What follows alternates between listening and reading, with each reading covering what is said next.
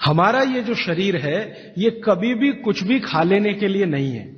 तो भागवती जी कहते हैं कि जब जठर में अग्नि सबसे ज्यादा तीव्र हो उसी समय भोजन करें तो आपका खाया हुआ एक एक अन्न का हिस्सा पाचन में जाएगा और रस में बदलेगा और रस में से मांस, मज्जा, रक्त, वीर्य, मल, मूत्र, मेद और आपकी अस्थियां, इनका विकास होगा।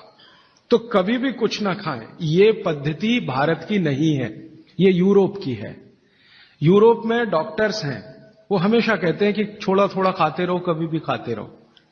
हमारे यहां ये नहीं है। तो आपको दोनों का अंतर समझाना चाहता हूं। भागवती जी कहते हैं कि खाना खाने का समय निर्धारित करें और समय निर्धारित होगा उससे जब आपके पेट में अग्नि की प्रबलता हो, जठर अग्नि की प्रबलता हो। भागवत जी ने इस पे बहुत रिसर्च किया और वो कहते हैं कि 1.5-2 साल के रिसर्च के बाद उनको पता चला कि जठर अग्नि कौन से समय सबसे ज्यादा तीव्र होती है।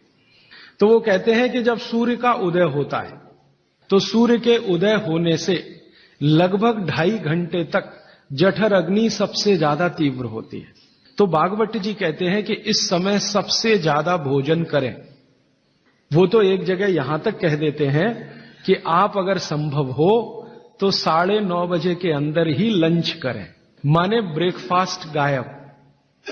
वो ये कहते हैं कि सुबह 9:30 बजे तक अगर आपने भरपेट भोजन किया है तो इसमें से जो कुछ भी बनेगा वो एक एक बूंद, एक एक अन्न का टुकड़ा, एक एक दाने का टुकड़ा आपके शरीर के लिए उपयोगी होगा। जठर अग्नि के काम करने का सबसे अच्छा समय है 7 से 9:30, सूर्योदय से 2.5 घंटे तक। तो आप भरपेट खाना खाइए। हैवियर से हैवियर होना चाहिए, भारी से भारी। जितना खाते हैं ज्यादा भी खा लीजिए, कोई फर्क नहीं पड़ता। सुबह के नाश्ते में भरपेट खाइए। फिर वो कहते हैं दोपहर का भोजन अगर आप कर रहे हैं तो इसको थोड़ा कम करिए नाश्ते से। अब सीधे से मैं कहता हूं, अगर आप सवेरे 6 रोटी खाते हैं तो दोपहर को 4 ले लीजिए और शाम को 2 ले। आपको जो ज्यादा अच्छा लगता है खाने में, मैं आपको एक वाक्य में कहता हूं, जो चीज सबसे ज्यादा पसंद है वो सुबह खाओ। आपकी जीभ स्वाद के लिए मचल रही है, रसगुल्ला पसंद है तो सुबह खाओ, रबड़ी खानी है तो पसंद है तो सुबह खाओ, जलेबी खानी है तो सुबह खाओ, इमरती खानी है तो सुबह खाओ। अगर आपको आलू का पराठा खाना है या गोभी का पराठा खाना है, जो भोजन आपको सबसे ज्यादा पसंद है वो सुबह खाओ, पेट भर के खाओ। खाना खाने के बाद कभी भी पानी नहीं पीना, ये पहला सूत्र। खाना खाने के बाद कभी भी पानी नहीं पीना। सूत्र को उन्होंने लिखा है जिस तरह से वो मैं बताता हूं। ये मैंने भाषांतर करके बोल दिया आपको, खाना खाने के बाद पानी नहीं पीना। महर्षि भागवत ने ऐसे नहीं लिखा, उन्होंने लिखा है भोजनांते विषम वारी, ऐसे लिखा। भोजनांते माने भोजन अंते, भोजन अंते माने भोजन के अंत में। विषम, विषम माने विष के जैसा। वारी, वारी माने पानी। भोजन के अंत में पानी विष के जैसा है, ये है सूत्र। मतलब भोजन के अंत में पानी ना पिए। मैंने सरल कर दिया उसको। अब क्यों ना पिए? कारण उसका एक है कि हम जब खाना खाते हैं, खाना सारा पेट में इकट्ठा होता है। एक स्थान है उसको जठर कहते हैं। जठर स्थान पे खाना जब आता है तो अपने आप अग्नि जलती है, उसको जठर अग्नि कहते हैं। खाना खाते ही पेट में अग्नि है, वो जठर अग्नि है। अग्नि जलती है तो खाना पचता है, अग्नि नहीं जलती तो खाना नहीं पचता। तो आपने खाना खा लिया, पेट में अग्नि जली, अग्नि ने जैसे ही जलना शुरू किया आपने पानी पी लिया और खूब ठंडा पानी पी लिया, चिल्ड वाटर, फ्रिज से निकाल के बोतल गटक ली। अब क्या होगा? अग्नि बुझ गई। अग्नि बुझ गई तो खाना नहीं पचेगा, तो खाना सड़ेगा और सड़ा हुआ खाना 103 बीमारियां पैदा करेगा। सबसे ज्यादा बीमारियां इसी में आती है। इसलिए भागवत जी ने पहला सूत्र ये लिखा, भोजनांते विषम वारी, खाने के बाद पानी नहीं पीना। दूसरा नियम है, पानी जब भी पिए घूंट भर के पिए, सिप करके पिए। जैसे चाय पीते हैं, जैसे कॉफी पीते हैं, गर्म दूध पीते हैं, ऐसे पानी पिए। ऐसे कभी भी पानी ना पिए, गिलास लगाया और लगातार पिया, ये गलत तरीका है। पानी पीने का तरीका है एक घूंट पिया, थोड़ी देर रुके, एक घूंट पिया, फिर रुके, फिर पिया, फिर रुके, फिर ऐसे पानी पिया।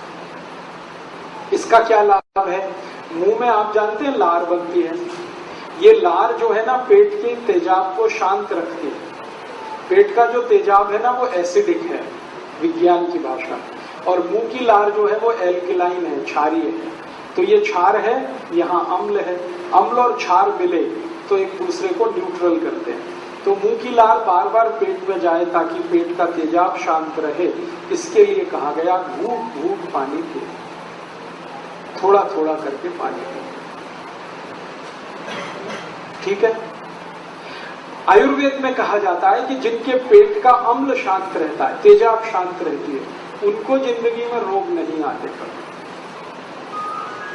अम्लता अगर आपकी शांत है, एसिडिटी, कोई रोग आने की संभावना नहीं। दुनिया के सारे खराब रोग जैसे कैंसर, जैसे डायबिटीज, जैसे ब्लड प्रेशर बहुत तेज होकर हार्ट अटैक आना, ब्लड प्रेशर बहुत ज्यादा बढ़कर ब्रेन हेमरेज हो जाना, ब्लड प्रेशर बहुत ज्यादा बढ़कर पैरालिसिस हो जाना, ये सब खराब बीमारियां एसिडिटी से शुरू होती हैं। जब रक्त में एसिडिटी बढ़ती है तब ये बीमारियां अपने चरम पर पहुंचती हैं। लेकिन रक्त में एसिडिटी बढ़ती कहां से है? वो पेट से बढ़ती है।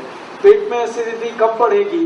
जब आप घूंट घूंट पानी नहीं पिएंगे तो लार बार बार अंदर नहीं जाएगी तो समस्या आएगी। इसलिए आयुर्वेद में कहा गया पानी घूंट घूंट पिए। तीसरा नियम है सवेरे सोकर उठे सबसे पहले पानी पिए।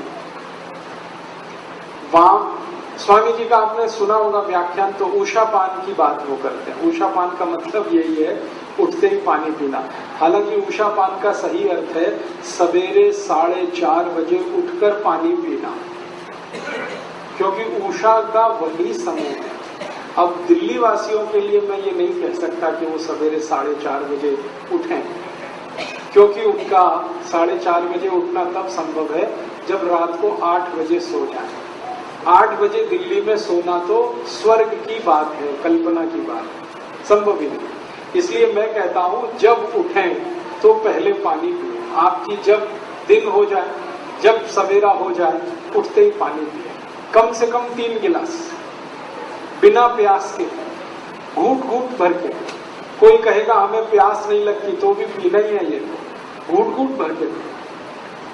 इस पानी का फायदा, सबसे बड़ा फायदा इसका ये है, रात को आप सो गए, सोने के बाद मुंह में लार बनी, वो जमा है, घूंट घूंट पानी पी लेंगे, सब लार नीचे चलेंगे। दूसरा फायदा, उठते ही आप पानी पिएंगे तो पानी सारा बड़ी आंत में जाएगा। बड़ी आंत में मल फंसा रहता है, लार्ज इंटेस्टाइन में, तो मल को बाहर निकालेगा। जैसे ही पानी मल को निकालना शुरू करेगा, प्रेशर एकदम बनेगा आपको, आप तुरंत टॉयलेट में जाएंगे और 5 मिनट में फ्रेश होकर वापस आएंगे। तो आपको मैं जो समझाना चाहता हूँ वो ये कि शरीर ठंडा मत होने दीजिए, इसको गर्म रखिए। तो ठंडा शरीर ना हो इसके लिए ठंडा पानी मत पीजिए, नहीं तो क्या होगा, ठंडा पानी बार बार पीते रहेंगे, शरीर में तकलीफें शुरू होंगी। उसकी सबसे बड़ी तकलीफ क्या होती है कि जब बहुत ठंडा पानी आप पी लेते हैं तो शरीर का जो पेट है वो पानी को गर्म करता है। पानी को गर्म करने में पेट को एनर्जी चाहिए, ऊर्जा चाहिए, और वो ऊर्जा ब्लड में से ही आ सकती है, खून में से आ सकती है, और खून को फिर सारे शरीर से पेट की तरफ दौड़ना पड़ेगा, तब पानी गर्म होगा। शरीर का सारा खून पेट में जाने लगे तो बाकी अंगों को खून की कमी पड़ जाएगी, और वो खून की कमी हमेशा के लिए कोई डैमेज कर जाएगी। इसलिए आयुर्वेद कहता है कभी भी ठंडा पानी गलती से भी ना पिए। ठीक है। ये जो चूना है ना, ये दिमाग की भी और शरीर की भी, दोनों की ग्रोथ कराता है। मन मस्तिष्क सबका इससे बढ़त होती। और चूना बहुत अच्छी दवा है उन सब के लिए जो बहुत कमजोर है, एकदम हड्डी हड्डी दिखाई देती है, ऐसे बच्चे, उनकी सबसे अच्छी दवा है ये चूना। रोज गन्ने के रस में गेहूं के दाने के बराबर। गन्ने का रस ना मिले तो गुड़ के पानी में मिला के पिए, गुड़ है पानी में मिलाए और उसमें चूना मिला के पिए। मात्रा उतनी ही लेनी, गेहूं के दाने के बराबर हर दिन। गेहूं के दाने के बराबर चूना खाइए, गर्म पानी में मिला के या ताजा दही में, नहीं तो दाल में। गेहूं के दाने के बराबर चूना आधा कप दही में मिला के रोज खा सकते हैं, दाल में खा सकते हैं, गर्म पानी में ले सकते हैं। बस एक ही व्यक्ति चूना ना खाए, एक सावधानी है इसमें। जिनको पथरी की बीमारी है, जिनको गॉल ब्लैडर स्टोन है, वो चूना ना खाएं। जिनको किडनी स्टोन है वो चूना ना खाएं। जिनको मूत्रपिंड में पत्थर है वो चूना ना खाएं, बाकी सब खाएं। आप अगर वजन बढ़ाना चाहते हैं इस उम्र में भी, तो उसका सबसे सरल उपाय है दही और केला खाइए साथ में, चना और गुड़ खाइए साथ में, और मूंगफली के दाने और गुड़ खाइए। ये 3 चीजें आपकी डाइट में शामिल करिए, आपका वजन 4 से 5 महीने में 1 किलो बढ़ जाएगा नियमित रूप से। और ज्यादा बढ़ाना है तो 2-3 साल यही खाते रहिए। जिनको शरीर में शक्ति की कमी लगती है, शक्ति की कमी लगती है, ताकत कम है, शक्ति कम है, उनके लिए अंजीर बहुत फायदे की है। लेकिन जिनको पहले से ही ताकत है वो ना खाएं। चेंदारू क्या होता है? एप्रिकॉट। हाँ, एप्रिकॉट आपके लिए ठीक है, आप खा सकते हैं एप्रिकॉट। काजू को छोड़कर किसी भी मेवा से वेट नहीं बढ़ता, काजू ही है जो वजन बढ़ाता है, बाकी कोई भी सूखा मेवा वजन नहीं बढ़ाता। हमारे बाहर के देशों के खिलाड़ियों के बारे में से एक के बारे में जानकारी मुझे है बहुत पक्की और गहरी। बोरिस बेकर नाम का एक टेनिस प्लेयर, वो बहुत सारे यूरोप के और अमेरिकन कंपनियों के विज्ञापन करता रहा हेल्थ टॉनिक के। एक बार बोरिस बेकर को पूछा गया कि आपकी जो सर्विस करते हो टेनिस में, आप जानते हैं बॉल को रैकेट से मारना है तो बहुत तेज स्पीड से जाती है, तो उसकी स्पीड कितनी है? तो उसने कहा 135 किलोमीटर घंटे की स्पीड है। माने भारत में राजधानी जिस गति से जाती है उस गति से बोरिस बेकर बॉल मारता है टेनिस के रैकेट से। तो पूछा गया कि ये ताकत कहां से आई है? तो उसने कहा केले में से आई है। बोरिस बेकर ने ऐसा जवाब दिया कि केले में से आई है। तो जो पूछने वाला पत्रकार था उसने कहा क्या बोला? उसने कहा केले में से आई है, मैं बचपन से केला खाता हूं। और बोरिस बेकर ने बताया कि जब भी टेनिस का मैच मैं खेलने के लिए जाता हूं तो ढेर सारे केले भर के मेरे बैग में रख के लेके जाता हूं। मैच जब चलता है टेनिस का तो आप जानते हैं कोर्ट चेंज होता है हमेशा, एक बार इस कोर्ट से खेलेंगे दूसरी बार।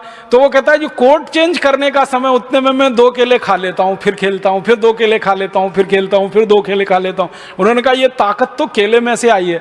तो फिर उसको कहा गया कि फिर वो विज्ञापन जो करते हो आप हेल्थ टॉनिक्स का, उसने कहा वो तो पैसे के लिए करता हूं, खाने के लिए थोड़ी करता हूं। खाता तो केला तो बोरिस बेकर जैसा मजबूत टेनिस खिलाड़ी जिसकी स्पीड के बारे में सारी दुनिया के विशेषज्ञ कहते हैं कि उसके आगे की स्पीड अभी तक कोई दे नहीं पाया बॉल में, वो कहता है कि मैं केला खा के ताकत लाया हूं। तो आपके पास आने वाले मरीज को ये कहानियां सुनाइए, बोरिस बेकर की कहानी सुनाइए, ये सब क्रिकेट खिलाड़ियों के बारे में बताइए कि ये अपनी जिंदगी में साधारण चीजें खाकर असाधारण बने हैं। और जो दिन को त्रिफला खाया सवेरे गुड़ के साथ, तो वो कहते हैं ये पोषक है। एक शब्द है रेचक और एक है पोषक। पोषक माने शरीर को जो कुछ चाहिए, विटामिन सी चाहिए, विटामिन ए चाहिए, विटामिन डी चाहिए, या विटामिन के चाहिए, या कोई विटामिन चाहिए, या हमें माइक्रो न्यूट्रिएंट्स चाहिए शरीर को, कैल्शियम चाहिए, आयरन चाहिए, वगैरह वगैरह। तो शरीर को अगर पोषकता चाहिए तो त्रिफला सवेरे खाना, आंवला। फिर दूसरा है हरडे, और तीसरा है बहेड़ा, और तीनों मिला के बनता है त्रिफला। ये जो त्रिफला है ना, भागवत जी इसकी इतनी बढ़ाई करते हैं, इतनी प्रशंसा उन्होंने लिखी है कि खाली त्रिफला पर ही उनके 120 से ज्यादा सूत्र हैं, 120 से ज्यादा अकेले त्रिफला पर। त्रिफला को इसके साथ खाओ, त्रिफला को उसके साथ खाओ, त्रिफला को ऐसे खाओ, त्रिफला को 120 से ज्यादा सूत्र है अकेले त्रिफला पर। और वो ये कहते हैं कि ये जो त्रिफला है इसमें सबसे अच्छा फल आंवला, फिर बहेड़ा, फिर हरडे, ये सबसे दुनिया में अद्भुत चीज है। लेकिन इसकी मात्रा के बारे में उन्होंने जो कहा है वो ध्यान रखिए। ज्यादातर लोग त्रिफला इस्तेमाल करते हैं, करिए, बहुत अच्छा है, लेकिन मात्रा ध्यान रखिए। हम क्या करते हैं कि हर बहेड़ा आंवला तीनों बराबर मात्रा में मिला के त्रिफला बनाते हैं। वो कहते हैं कि ये उतना उपयोगी नहीं है, और हमने करके भी देखा। वो कहते हैं कि त्रिफला सबसे अच्छा होता है 1, 2, 3 के अनुपात में। पहला है हरडे 1 अनुपात, दूसरा है बहेड़ा 2 अनुपात, और तीसरा है आंवला 3 अनुपात। अब इसको मात्रा में कहूं, अगर त्रिफला बनाना है तो हरडे लेना 100 ग्राम, बहेड़ा लेना 200 ग्राम और आंवला लेना 300 ग्राम। तो ये 100, 200, 300 ग्राम की मात्रा में आप जो त्रिफला चूर्ण तैयार करेंगे वो कहते हैं ये अद्भुत है, वात पित्त कफ तीनों का नाश करता है, तीनों का। अब वात पित्त कफ तीनों से आप अगर ग्रसित हैं तो आप त्रिफला जरूर लीजिए। कैसे लाएं? त्रिफला लेने के 2 नियम बताए उन्होंने, एक रात को और एक सवेरे। सवेरे का नियम उनका यह है कि सवेरे सवेरे अगर त्रिफला खाएं तो गुड़ के साथ, नहीं तो शहद के साथ, गुड़ या शहद। वैसे ही आप तय कर लीजिए, जैन है तो गुड़, अजैन है तो शहद। तो सवेरे का त्रिफला खाएं तो गुड़ या शहद के साथ, रात का त्रिफला खाएं तो दूध के साथ या गर्म पानी के साथ। त्रिफला तो एक ही है ना, सवेरे भी त्रिफला ही खा रहे हैं, रात को भी। लेकिन बागवती जी कहते हैं असर अलग अलग है दोनों के। रात को जो आप त्रिफला खाएंगे दूध के साथ या गर्म पानी के साथ, तो ये त्रिफला रेचक है। रेचक शब्द उन्होंने इस्तेमाल, रेचक माने पेट को साफ करने वाला, बड़ी आंत की सफाई करने वाला, शरीर के सब अंगों की सफाई करने वाला, झाड़ू लगाने वाला जो व्यक्ति, वो रेचक। तो कहते हैं रात को अगर त्रिफला आप ले रहे हैं दूध के साथ या गर्म पानी के साथ तो ये रेचक है, माने ये एक ही काम सबसे ज्यादा करेगा कि आपकी कब्जियत मिटा देगा। कितनी भी पुरानी कब्जियत है मिटा देगा, 40 साल पुरानी भी मिटा देगा रात को। और जो दिन को त्रिफला खाया सवेरे गुड़ के साथ, तो वो कहते हैं ये पोषक है।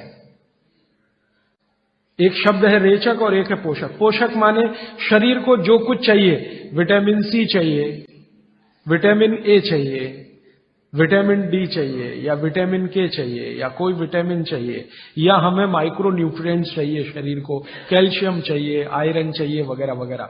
तो शरीर को अगर पोषकता चाहिए तो त्रिफला सवेरे खाना। गलतफहमी हो गई है कि मांस खाने से ताकत आती है, बिल्कुल नहीं आती। हमारे देश का एक पहलवान है, उसका नाम है सुशील कुमार। अभी थोड़े दिन कुश्ती में उसने दुनिया के सबसे ताकतवर पहलवान को पटक दिया, और जिस पहलवान को पटका वो मांस खाता है, और ये सुशील कुमार संपूर्ण शाकाहारी है।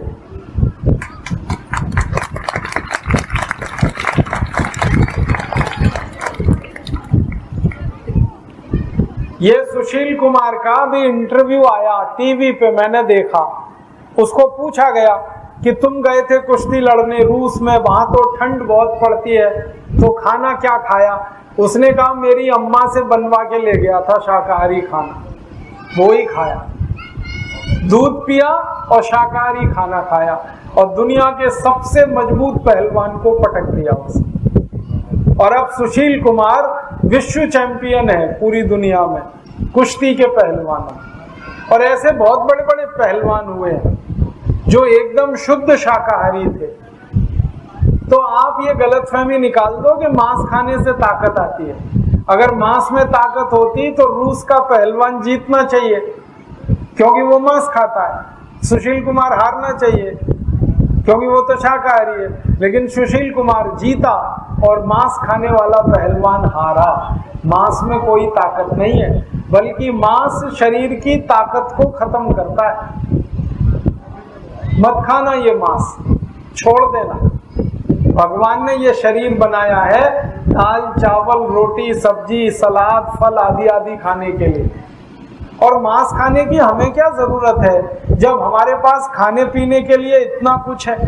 दुनिया के ऐसे कई देश हैं जहां दाल पैदा नहीं होती, जहां सब्जियां पैदा नहीं होती, जहां अन्न पैदा नहीं होता, वहां के लोग मांस खाएं तो समझ में आता है। भारत में तो सब तरह का अन्न पैदा होता है, सब तरह की दाल पैदा होती है, सब तरह की सब्जियां हैं और सब तरह का हमारे पास हर चीज भगवान ने दे रखी है। मांस खाने की जरूरत नहीं। और कई गांव के लोगों को ये भी गलतफहमी हो गई है, अंडा खाने से ताकत आती है। अंडे से ज्यादा ताकत चने में। जो लोग रोज अंडा खाते हैं ना वो छोड़ दें, कुछ फायदा नहीं है उसमें, बल्कि अंडा और ज्यादा बीमार करता है। क्योंकि अंडा जिस मुर्गी से आया, अगर वो मुर्गी में थोड़ी भी तकलीफ है तो आपको तो बड़ी तकलीफ होने वाली है।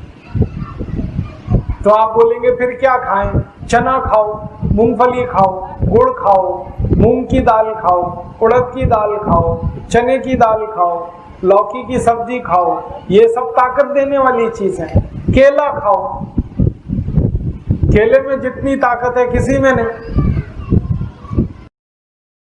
तो हम सवेरे ही सवेरे करते हैं जिसमें देश का 70,000 करोड़ रुपए खर्च हो जाता है, फालतू का है बिल्कुल। वो काम है चाय पीना। सवेरे ही उठ के चाय सुड़कने लगते। और कई तो ऐसे महान लोग हैं बिना टट्टी जाए चाय पीने लगते। वो तो मुझे कहते हैं कि चाय पियो नहीं तो टट्टी भी नहीं उतरती, संडास नहीं जा सकते, इसलिए चाय पहले पीते हैं। उनको बेड टी चाहिए, बिस्तर पे चाय चाहिए। और इसमें खर्चा कितना होता है? 1 किलो चाय 150 रुपए की है। हर साल भारत के लोग 70 करोड़ किलोग्राम चाय पी जाते। सोचो कितना पैसा खर्च करते फालतू में। और ये फालतू इसलिए भी है कि चाय पी पी के अपना शरीर खराब होता है। ज्यादा चाय पियोगे नशा हो जाएगा। नशा पता है किस बात का? रोज चाय पीनी पड़ेगी, एक दिन ना पिए तो सिर में दर्द हो जाएगा। बहुत लोग मुझे कहते हैं एक दिन भी चाय ना मिले तो सिर घूमने लगता है। तो ऐसा नशा किस काम का? और दूसरी समस्या, चाय पियो तो पेट खराब। चाय से पेट खराब पता है कैसे होता है? चाय में कुछ केमिकल हैं। एक केमिकल है उसका नाम है कैफीन, दूसरा है निकोटिन, तीसरा है टैनिन। ऐसे 18-20 केमिकल हैं चाय में। ये सब पेट में जाके अम्लता बढ़ाते हैं। अम्लता समझते हैं? एसिडिटी। पेट में वैसे ही गैस एसिड बनता है, अम्ल बनता है। चाय पियो तो और ज्यादा बनता है। और पेट में जब अम्ल ज्यादा बनने लगता है तो वो खून में चला जाता है। खून की अम्लता जब बढ़ती है तो 80 रोग आते हैं शरीर में। घुटने दुखना, कमर दुखना, कंधा दुखना, जोड़ों में दर्द होना, हृदयघात होना, हार्ट अटैक होना, फिर कई बार ब्रेन हेमरेज होना। खराब से खराब रोग शरीर के खून की अम्लता बढ़ने के बाद ही आते हैं। और ये अम्लता सबसे ज्यादा चाय से बढ़ती है। तो क्यों फालतू में पीना? मत पियो।